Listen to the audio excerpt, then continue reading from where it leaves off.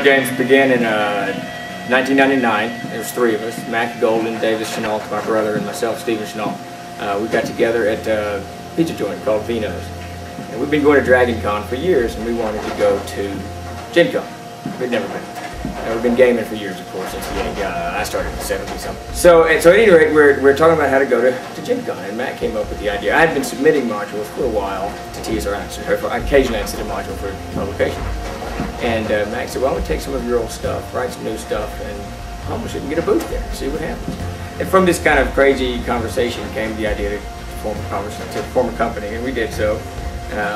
We debated whether we should do D20 or not. I didn't really know what was going on. I still played AD&D, but Mac was pretty well versed on what the industry was doing at the time, because D20 was going to be announced, or I should say 3rd edition was going to come out at that Gen Con that we were going to debut. And I wasn't real cool on the idea about doing something with Wizards of the Coast, just because the legal, and Davis was not at all. He's not into any kind of entangling alliances, but Mac wanted to. We debated, so Davis and Mac sat down and made a game system called Swords and Sorcery. And it mirrored a little bit 3rd edition, just a smidge. So that's what they did. We put that in the back of each module, printed 3 of them, Mortality Green, Fantastic Adventure, and Vakuum Into the Unknown. I did a small setting book called The World, After Winter Start, The World of Air. And we did a map. Davis handed through a map for it, and we went off to Gen Con. It went rather well. We were kind of stunned at how much we sold on the floor. And then James Mishler, who was working for ACD at the time, I don't know if he recommended or if he was a buyer, I'm not sure how it all came about, but through his influence we were picked up at ACD. Alliance picked us up shortly thereafter. And that suddenly, from let's make some product to go to Gen Con, we had a company that was selling product. Our modules debuted at the very con that 3rd edition debuted at. So the only other publishers doing anything even remotely like that were Necromancer Games, I believe, did something, but they may have done it the next year.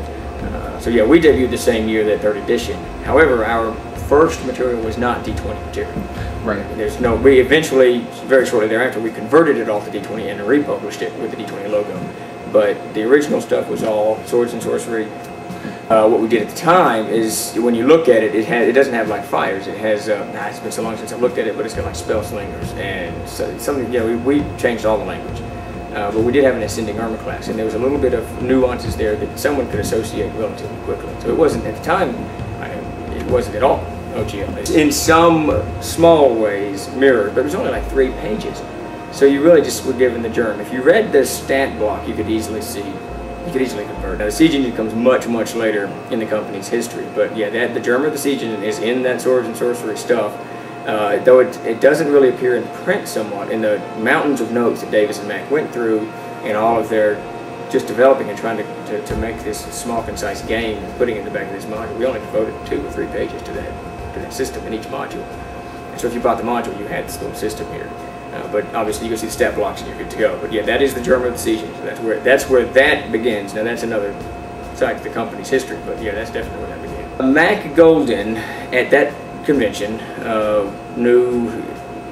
Mac tends to be he pays a little bit more attention than Davis and I do to things. And he knew that Gary Gygax was going to be at the show. So he took our books over to he took the DMG over to Gary to get him to sign it. Gary was working for Heckaforge at the time. We owned Heckaforge, co-owned it. And Mac had him sign, asked him to sign the DMG, and he did, very, very graciously. And Mac left our books with him, just a copy, we published these, da-da-da-da. And I can't remember the sequence of events, but several months later, Mac came to me again. This would have been in that fall of 2000, and he said something to the effect that, Gary really isn't publishing much these days. Nobody's putting anything of Gary's in other than this one company, Heckaforge. And you can't find the stuff it's Gary Gygax. Why don't we just give him a shout, see if he wants to do a module for us? We've always been big fans of Gary's, and all of the stuff that he did was short, quick, to the point, hard-hitting stuff, and we loved it.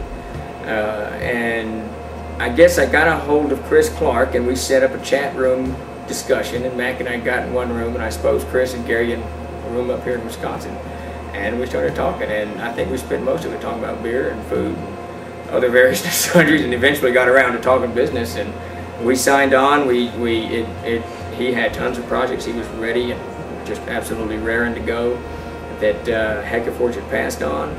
And when he pitched these products, the Canting Crew, the Gygax Fantasy World Series is what he pitched. We were like, Carolina, yeah, we'll do this. This was a no-brainer for us, and from there, that's where that relationship started. I think the official contracts were signed in May of 2001, so the conversations began much earlier, you know, back in November, I'm not sure exactly when, but it both distracted from and saved the company. When Gary did the Gygax Fantasy World Series, when he gave them to us, he had 3 of them finished, and a whole bunch of them in the works. And the Canty Crew, when we did it, we converted it to D20.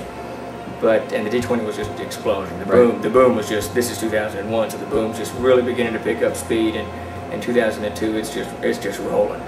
But the GFW series quickly developed its own legs. It was a D20 book, but it sold also because it was a Gary Gygax book, but it's also a very, very useful tool for GMs. When the Candy Crew came out and blew their socks off of anything else we did. Basically, so what happens is, as the D20, we do D20 on one side, we're doing Gary Gygax on the other side, and then we're putting the D20 logo on his books. It's not D20. I mean, anyone who looks at this stuff knows. I think the D20 license required you have 5% of your page count had to be open.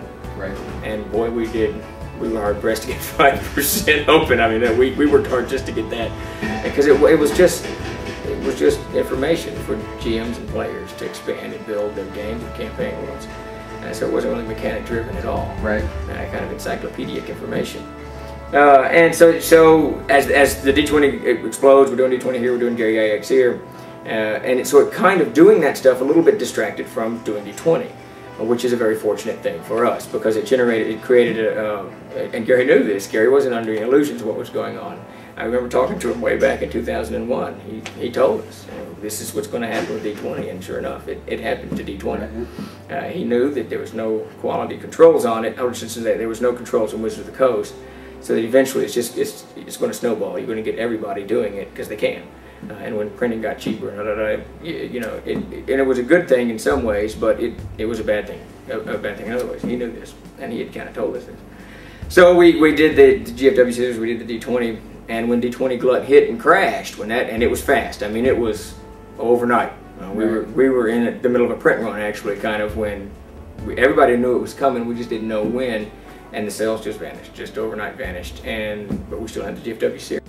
Actually got us through that dry period as we were developing the Castles and Crusades system. So it was Gary's wisdom really told in the way he pitched, organized, and managed that.